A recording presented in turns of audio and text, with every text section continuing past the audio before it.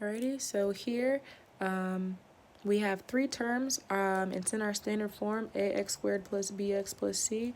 Our a is not equal to 1, so it looks like we're going to be doing that slide, divide, simplify, bottoms up, right? So before we do that, remember you should always factor out what they share. We have three parts here because pluses and minuses separate your parts. It looks like we can factor out a 2 from each of these. Remember, when you're factoring out, that's the same thing as dividing. So we have 18 divided by 2 is 9. We have x squared, which stays. We take down that negative. 6 divided by 2 is 30. We still have that x, and then we have a plus. 50 divided by 2 is 25.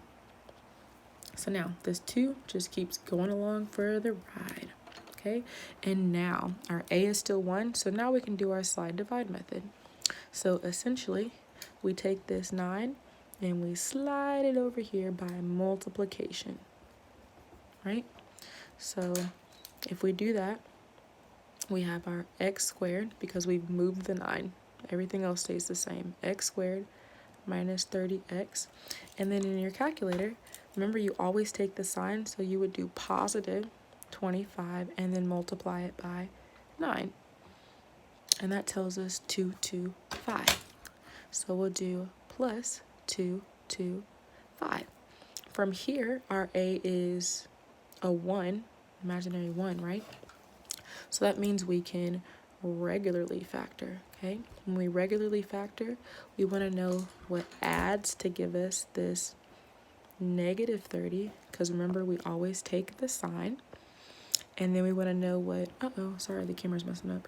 What adds to give us negative 30 and multiplies to give us positive 225. Okay, so essentially, if you don't know, you make a multiplication chart with the multiplication number, 225. Okay, so we have to multiply to get a positive, which means they're either both positive or they're both negative. This is the sign of the bigger one. Since it's negative, that means they both have to be negative. So what we do is we just start figuring out what works. So we have 1, 2, 25.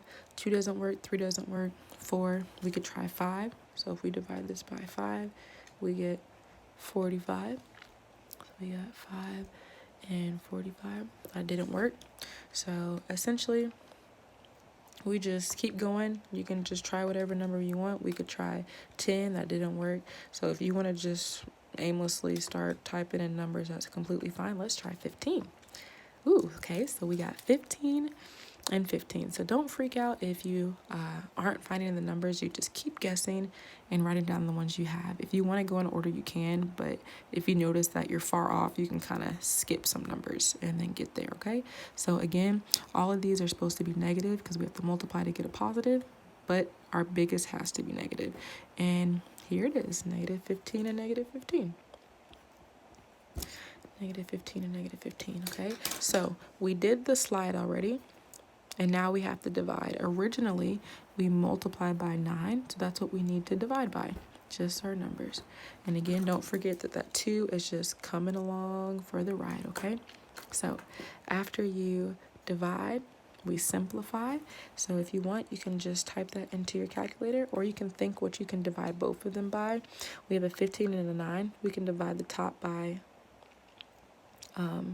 3, not 3, sorry. We can divide the top by 3 and the bottom by 3, and that's going to give us 5 over 3. So we have x minus 5 over 3. And then over here, same thing, right? So x minus 5 over 3. Again, that 2 is just coming along for the ride, okay? And then we take our bottom and we move it up. So we take this 3 and move it up. Take this 3 and move it up, okay?